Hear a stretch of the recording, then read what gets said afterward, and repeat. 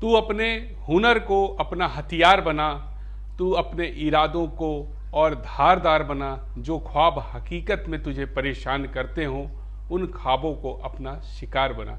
नमस्कार, मैं आचार्य राकेश आप सभी का आपके अपने YouTube चैनल शुभ मुहूर्त में स्वागत करता हूं। आज फिर से एक नया वीडियो लेकर के आपके सामने उपस्थित हूं।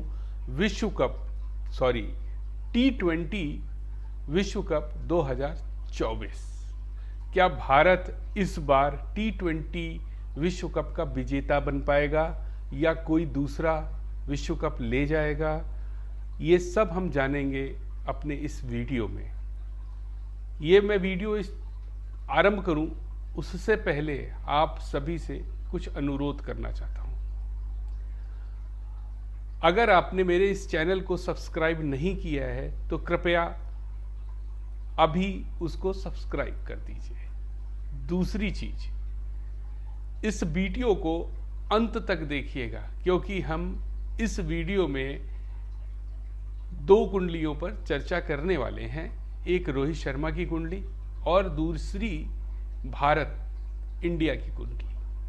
तो यह वीडियो हो सकता है थोड़ा लंबा हो जाए, तो इस वीडियो को अंत तक देखिएगा। बहुत मज़ा आने वाला है, बहुत ही मज़ा आएगा इस वीडियो में आपको, क्योंकि इस समय रोहित शर्मा की कुंडली में कुछ अलग ही ऊर्जा नज़र आ रही है, कुछ अलग ऊर्जा दिख रही है। देखने में भी कुंडली बड़ा आनंद आया। तो देर ना करते हुए आरंभ करते हैं रोहित शर्मा की कुंडली से। रोहित शर्मा की कुंडली कर्क लगन की कुंडली है। लग्नेश उच्च के होकर के दशमेश और पंचमेश मंगल के साथ 11वें भाव में विराजमान है। सूर्य वो भी उच्च के 10वें भाव में बुध के साथ बुध आदित्य योग का निर्माण कर रहे हैं। गुरु 9वें भाव में स्वराशि में शुक्र उच्च के शुक्र के साथ विराजमान है और साथ में राहु है। 5वें भाव में शनि विराजमान है। 3रे भाव में केतु विराजमान है। तीन उच्च के ग्रह और स्वग्रही गुरु इस कुंडली को कुछ विशेष बना रहे हैं। अब जरा दशाओं के ऊपर भी दृष्टि डालते हैं। क्या दिखा रही है इस बार की दशाएं, क्या दिशा दिखा रही हैं? रोहित शर्मा को क्या दिशा दिखा रही हैं इस बार की दशाएं? जरा ध्यान देते हैं। गुरु की महादशा, शनि की अंतरदशा और शुक्र की प्रति अंतरदशा 1 मई 2024 से आरंभ होकर 2 अक्टूबर 2024 तक चलने वाली है। अब इस दशा को थोड़ा ध्यान से समझने की आवश्यकता है। जो ज्योतिष के स्टूडेंट हैं वो भी जरा इसको ध्यान से देखें, थोड़ा ध्यान से समझने की कोशिश करें क्या कह रही है ये दशा। गुरु जिनका स्वामित्व 9वें भाव और 6ठे भाव का है, 9वें भाव में विराजमान है।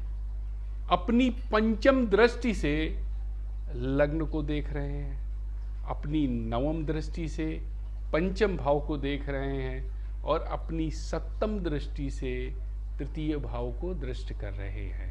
शनि जो कि सप्तमेश और अष्टमेश हैं, पंचम भाव में स्थित हैं और तीसरी दृष्टि से अपनी स्वराशि को दृष्ट कर रहे हैं। 7वीं राशि से मंगल और उच्च के चंद्रमा को दृष्ट कर रहे हैं और 10वीं दृष्टि से दूसरे भाव को देख रहे हैं। शुक्र जो कि इस समय प्रति अंतर दशानाथ हैं, 4th भाव और एकादश भाव के स्वामी हैं।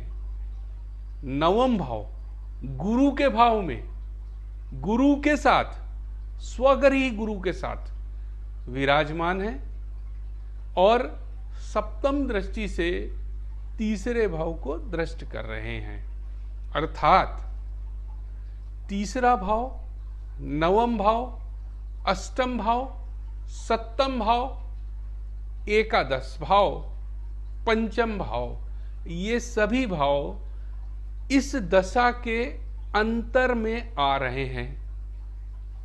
तृतीय भाव सहयोगियों, टीम मेंबर का भाव होता है। नवम भाव गुरु अर्थात कोच का भाव होता है। एकादश भाव अचानक प्राप्ति, लाभ का भाव होता है। सप्तम भाव मान सम्मान प्रतिष्ठा का भाव होता है। सप्तम से पंचम भाव अर्थात एकादश भाव इच्छा की पूर्ति का भाव होता है। इस दशा में रोहित शर्मा को सहयोगियों का, टीम स्टाफ का और कोच का तो सहयोग प्राप्त रहेगा ही रहेगा, क्योंकि शनि पंचम भाव से सप्तम भाव को दृष्ट कर रहे हैं।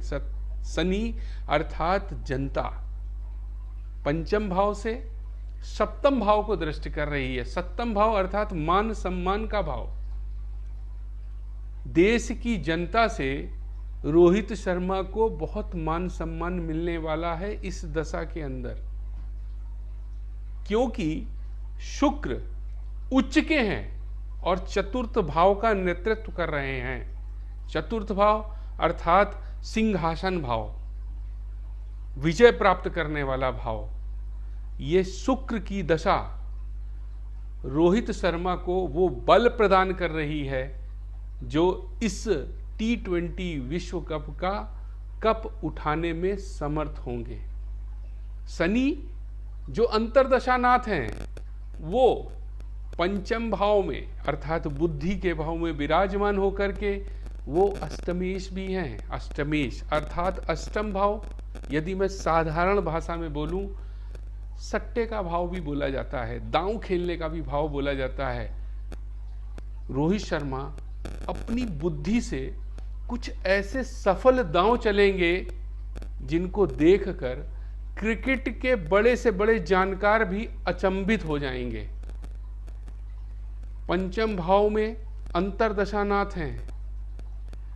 इस समय रोहित शर्मा की लीडरशिप उभर करके आएगी, नेतृत्व करने की क्षमता उभर करके आएगी और इस बार का विश्व कप पूर्णतया उठाने में वे समर्थ हैं। यह दशा उनको विश्व कप जिताने की गारंटी देती है। यह तो रही रोहित शर्मा की कुंडली और उनकी दशाएं।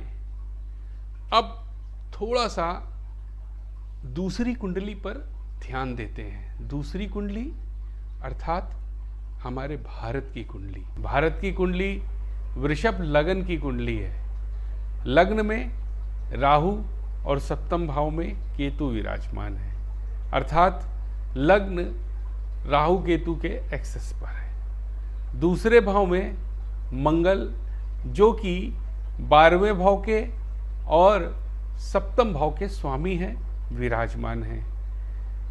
छठे भाव में गुरु जो कि 11वें भाव के और 8वें भाव के स्वामी हैं, विराजमान हैं और अपनी नवम दृष्टि से मंगल को दृष्ट कर रहे हैं। बाकी सभी ग्रह तीसरे भाव में विराजमान हैं। अब एक नजर डालते हैं कौन सी दशाएं चल रही हैं।